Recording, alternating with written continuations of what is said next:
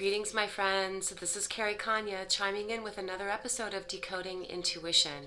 In this episode, we're going to be exploring and discovering the 6 pathways of intuitive communication, and I'm going to guide you through steps to activate those pathways. As we've explored in previous videos, vibration is the language of the universe. And intuition is the language that the voice of our soul uses to communicate information to us about what's going on in the world on those subtle energy levels.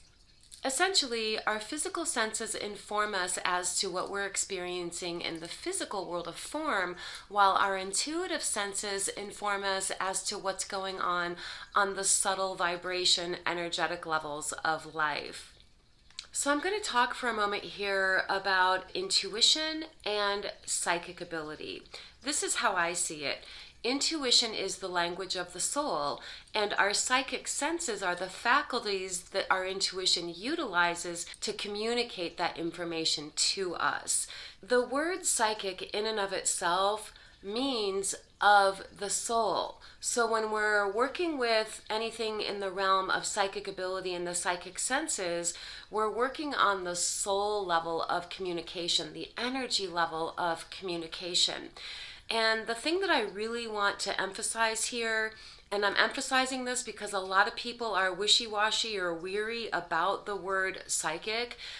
The word in and of itself really is used to describe processes of awareness or communication that happen on those non-physical subtle energy sense levels.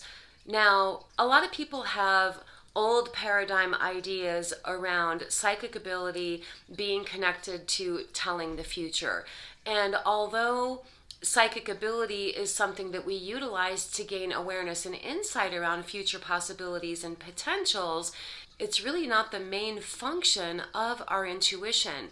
We're going to get a little bit more into the variety of functions that the role of our intuition plays in our lives in the next video that I upload next week.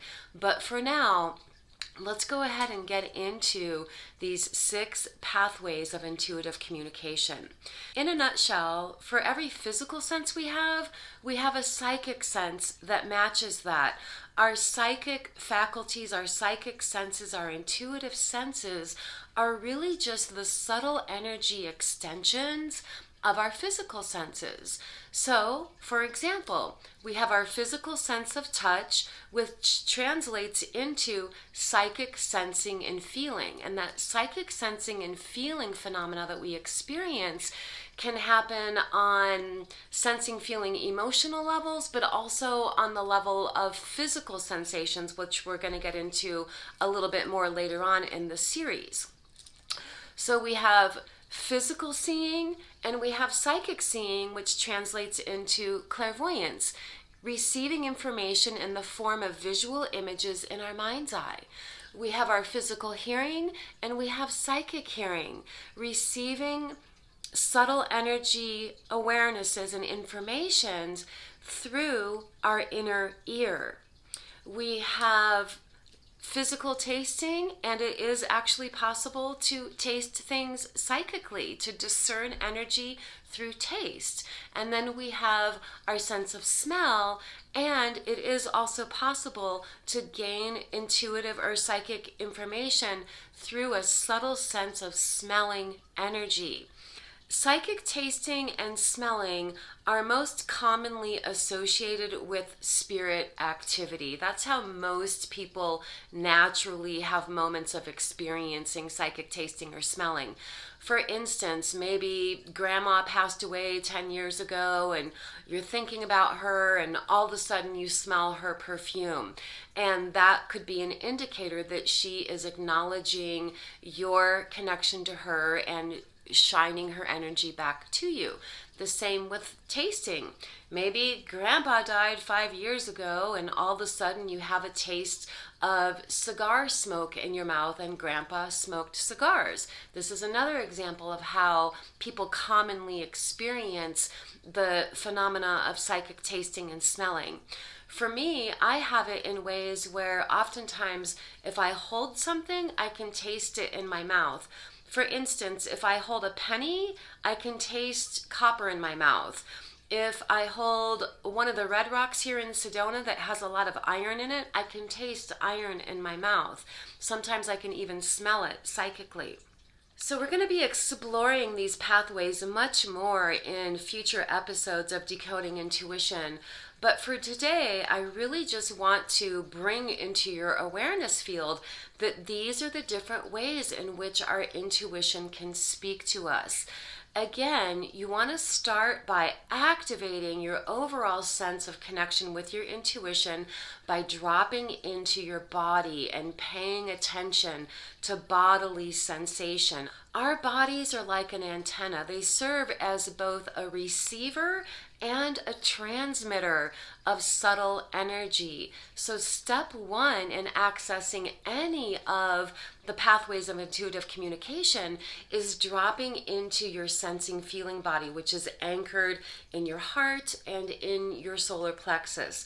Dropping down into that sensing feeling aspect of your connection with yourself and being open to what your intuition has to say, not only on those sensing feeling levels, but with practice, what you can do is begin to navigate. For instance, most of us experience intuition randomly, spontaneously.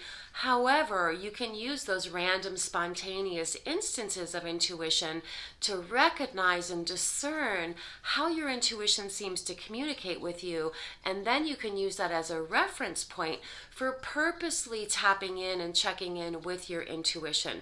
We don't always have to just wait till we have a random experience of intuition. We can purposely at any time, any day, drop into our intuition at will, on purpose, and ask our intuition to give us information. And it's these 6 pathways that our intuition will communicate information to us. Starting with the sensing feeling level, because that's the easiest one to recognize and develop. And then as you're getting grounded in what it feels like to gain intuitive insights through the sensing feeling, then you can begin to prompt yourself and just ask yourself, does my intuition want to convey anything to me in the form of a visual image? Does my intuition want to speak to me in the form of anything that feels like words or inspired awarenesses or thoughts?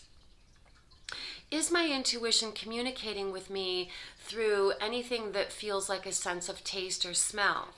So far we've talked about how there are 5 psychic or intuitive senses that are connected to the 5 physical sense.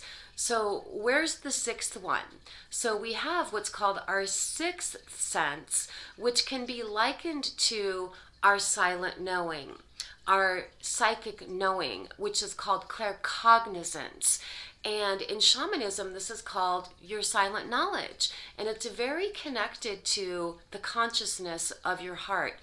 The silent knowing happens when we just know something. We don't know how we know it. We might not have a feeling or words or a vision that is supporting what we're knowing. We just have a strong sense of knowing. The more we can practice mindfulness, the more we are able to access our intuition, because mindfulness is about being present in the now moment, in your awareness field, and noticing what's going on. And this is the key to unlocking the power of your own unique intuitive language.